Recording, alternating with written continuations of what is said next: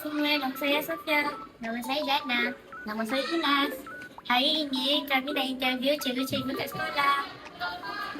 Ya. Mereka cikgu. Tahun ni cikgu tema raya warna apa? Oh, tema raya saya strawberry matcha. Terima kasih cikgu. Mereka cikgu. Tahun ni tema warna raya cikgu warna apa? Mana? Hitam. Terima kasih cikgu. Tahun ni tema raya Lausya warna apa? Tahun ni tema Lausya warna lilac. Terima kasih Lausya. Assalamualaikum cikgu. Hari A few minutes later. Assalamualaikum cikgu. Hari 1 hour later. Cikgu. Tahun ni raya warna apa? Tahun ni tema rahsia. Nak tahu tengok kat IG cikgu. Okey, terima kasih cikgu. Mereka cikgu. Sabar. A few moments later. Cikgu. Tema raya tahun ni warna apa cikgu? Tema warna apa warna hijau. Terima kasih cikgu. Tema raya tahun ni warna apa cikgu? Warna kelabu. Terima kasih cikgu. Mereka cikgu. Tahun ni tema raya cikgu warna apa? Warna pink. Nice. Terima kasih cikgu. Tahun ni tema warna apa cikgu? Rich brown. Terima kasih cikgu.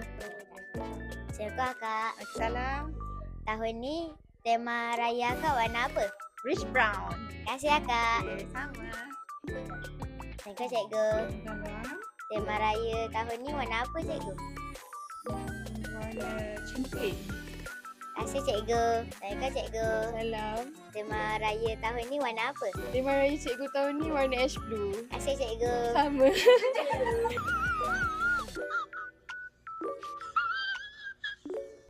Assalamualaikum cikgu. Salam. Tema baju raya tahun ni warna apa cikgu? Cikgu rasa warna sekarang warna viral warna apa? Strawberry matcha cikgu. Oh, tapi cikgu taklah. Cikgu warna apa? Rich brown. InsyaAllah lah. Terima kasih cikgu. Sama-sama. Assalamualaikum cikgu. Waalaikumsalam. Tahun ni tema raya cikgu warna apa? Oh, tema raya tahun ni.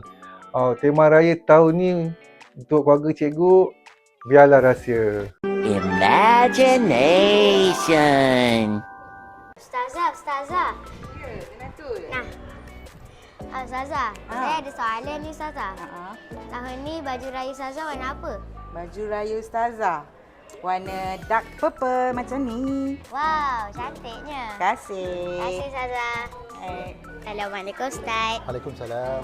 Baju raya Ustaz warna apa Ustaz? Baju raya saya asalnya warna oranye, kemudian berubah warna lain. Kita tengok hari raya pertama nanti. Terima kasih Ustaz. Sama-sama. Baju raya cikgu warna apa? Cikgu ada beberapa warna. Warna yang utama warna ungu, kemudian warna biru dan satu lagi warna pink. Macam itulah. Wow, cantiknya warna cikgu. Oh my god!